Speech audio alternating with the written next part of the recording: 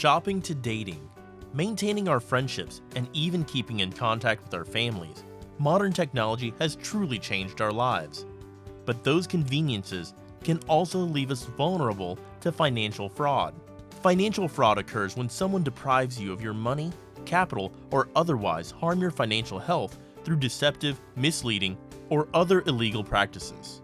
Financial fraud can come in the form of scams, and the perpetrators of these crimes can be anyone, even the people we trust, like relatives, caretakers, friends, or colleagues. Since dating has moved into the online space, scammers have made a practice of creating fake profiles to connect with their victim. They use a number of excuses to not meet in person while forming an emotional connection. Finally, they ask their victims for money, maybe to come to visit, to meet in person, or for an emergency. You should never send money or gifts to a person you haven't met. Don't ignore inconsistencies, and make sure to talk to someone in your life about this new love interest. If your friends or family are concerned, that may be a red flag.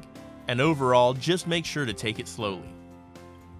In a typical grandparent scam, a con artist calls or emails the victim posing as a relative. This relative explains that they are in trouble and needs their victim to wire them funds that will be used for bail money, lawyer's fees, hospital bills, or some other fictitious expense. Sometimes they even claim to be a lawyer or law enforcement calling on a relative's behalf. This type of scam counts on an emotional reaction, so try to stay calm. You can try to confirm the identity of your relative by asking personal questions that a relative would know, but that isn't public information. You can try to contact other family members to confirm the identity of the caller and the validity of their claim. Finally, do not wire money. If it is a real emergency, there will be another way to help that doesn't involve cash. Victims of this scam are notified that they won money or a prize in a competition or lottery.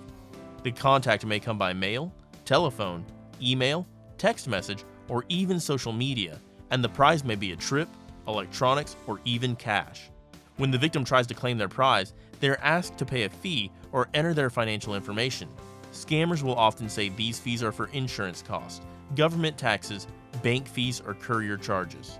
Some red flags to look out for if you're worried about being scammed are: if you have to pay or wire money to win, if you have to deposit a check they've sent to you and transfer some of the money before receiving a prize, they claim they're from the government, if your notice of winning was mailed by bulk rate, or if you must attend a sales meeting to win.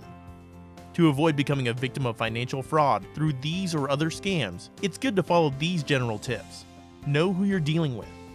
Guard your personal information. And finally, research the offer.